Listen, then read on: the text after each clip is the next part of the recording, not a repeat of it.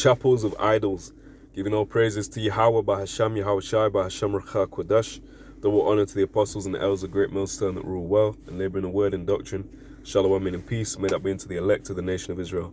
We're in 1 Maccabees chapter 1 and starting at verse 41, and this is going into the time of Hellenization. We've recently just come out of the Hanukkah season, where we were getting into this, whether on video or in our private time, whether at camp, so on and so forth, or just meditating upon it.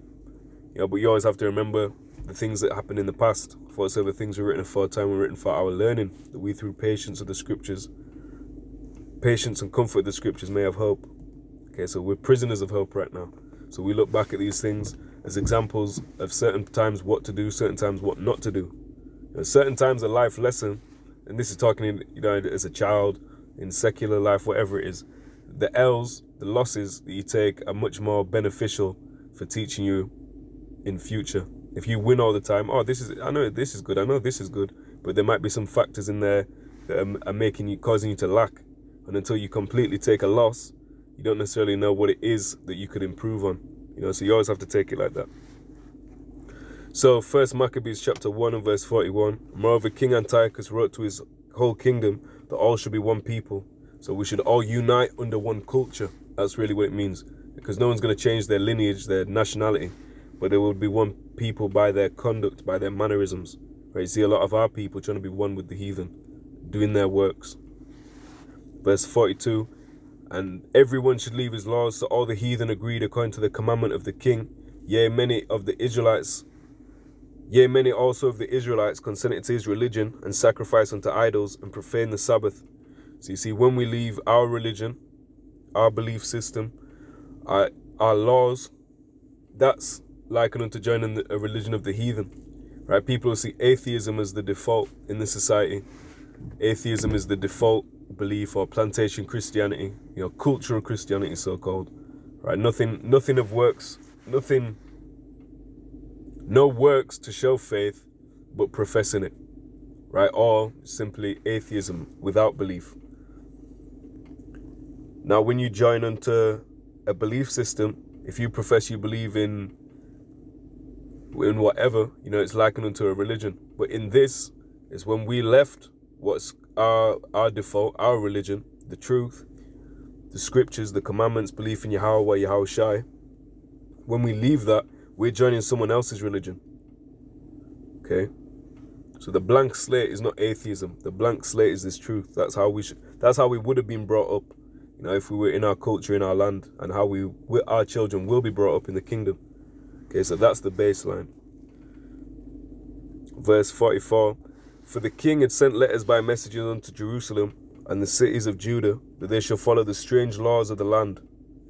Okay, because we have our own laws, which is in the scripture, the Torah, Hathorah, right, the teaching. That's the true laws. They're the laws that will be implemented in all lands when the kingdom of heaven is made manifest upon earth. Right now, the kingdom is about, why? Because we are the kingdom. Right? I think it's Luke 17 and 21, where it says, don't be looking here and there. The kingdom of heaven is within you. And I think he said that to some Pharisees, some wicked Pharisees. Yahawashi said that. Okay, why? Because we are the kingdom. We are the people. So everyone's waiting to see the kingdom, but the kingdom will be made manifest by the Israelites being changed. Right? So the Israelites are the kingdom. We are the kingdom.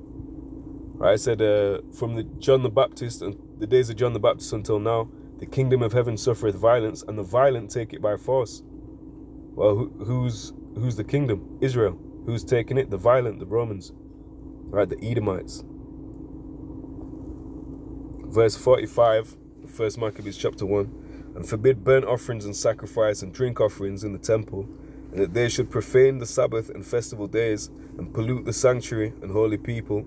Right, so we're the holy people, the Kodash, the separated people. This is the people of the kingdom.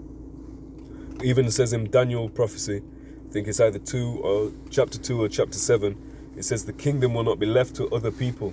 It's definitely chapter 2. I believe it's verse 44. Okay, the kingdom will not be left to another people, which means what? There's one people that are going to get the kingdom, the people of the kingdom, who are the Israelites, the holy set apart people.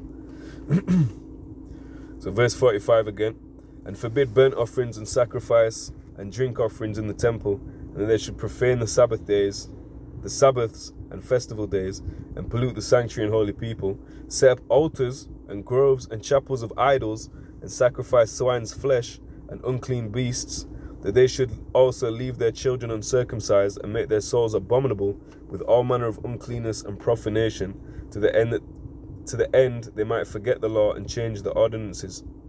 Okay, and that our people now, that's been holistically achieved. Our people have forgot the law, and the ordinances appear to be changed. You can't change the law, because the law abideth forever. Right? You can change the law in the eyes of man, but realistically, the laws of the Heavenly Father always stand. That's why it says about the new style Romans, they should seek to change times and laws. You can't change times, because there's a clock in the sky, the heavens, the sun, the moon, the stars, and they were set, lights in the firmament to give indication of the day, the hour, so on and so forth. And you can't change the law, because as I said, the law abide forever, right? You can't change it. So they would seek to do that. Okay, to the end that they might forget the law. Our people have forgot the law. There's only a remnant that are striving to keep it. And even there we slip up. That's why we need to be changed. That's why we need to be turned into that kingdom, for it to be made manifest and righteousness to rule upon this earth. Now this, we'll zoom in on verse 47, set up altars and groves and chapels of idols, and sacrifice swine's flesh and unclean beasts. And Jake does that damn near every Sunday, man. In the Plantation Christian Church, they go to the chapel of idols, or the chapel of idol. What idol is it? Caesar Borgia. Okay, it's an idol unto Serapis. And whether they say it verbatim like that, in fact, I'll tell you, I went into one Greek church when I was still sort of bugged out. I knew I was an Israelite, but I was still sort of bugged out. And I was trying to go in and have a debate with the Christian pastor. But every time I was going in, not every time I was going in, when I was going in, every person that did walk into the service, they kissed a picture. And this is in the height of the C-19. Everyone's got masks on. They took their mask down to kiss a picture of Caesar Borgia, man. A picture of so-called white Jesus, which our Messiah Yahawashi does not look like that. Right? He has bronze skin and woolly hair. Right? A so-called Negro, so you can understand in today's terms. Right? But they were kissing up some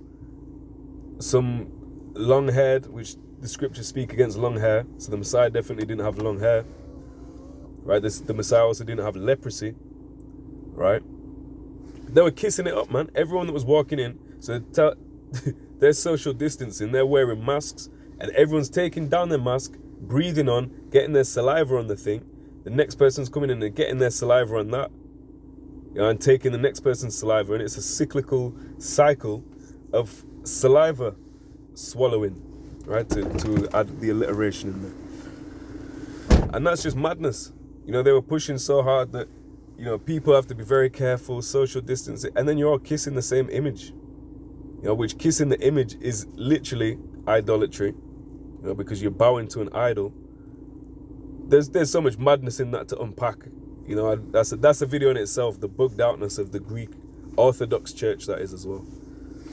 Which even them in their idol, their icons, they used to be of dark skin, but now this man has deceived the whole earth. All right, so everyone, even the Ethiopians. Okay, there was one Cushite from my workplace who had a phone background. They were showing me, helping them with the app we use for work, and the background was fucking white Jesus blood. When they've got their own icons that sort of look like them, but they do have a so-called afro, woolly hair, which is more accurate. Anyway, so this man has deceived the whole world. They're all drunk off that Babylon juice, man. Chapels of idols, Jake, we going there every week. Every week. And let's get this to close out on. Acts chapter 7 and verse 48. Says, howbeit the Most High dwelleth not in temples made with hands, as saith the prophet. Heaven is my throne and earth is my footstool. What house will you build me, saith the Lord, or what is the place of my rest? Right, so let's find out where the Lord is gathered. I let the cat out of the bag. Let's find where the Lord is found. Right, Matthew 18 and 20 says, "For where 2 or 3 are gathered together in my name, there am I in the midst of them." So if we're gathered in the name Yahawah, bahasham, Yahawashi, that's where the Lord dwells. Right, not in a temple made with man's hands. You know, that's when you really think about it, the Lord built this whole earth, right, and just needs us to gather and praise his name. But man think they're going to take the materials the Lord put here and build a structure and impress him with it.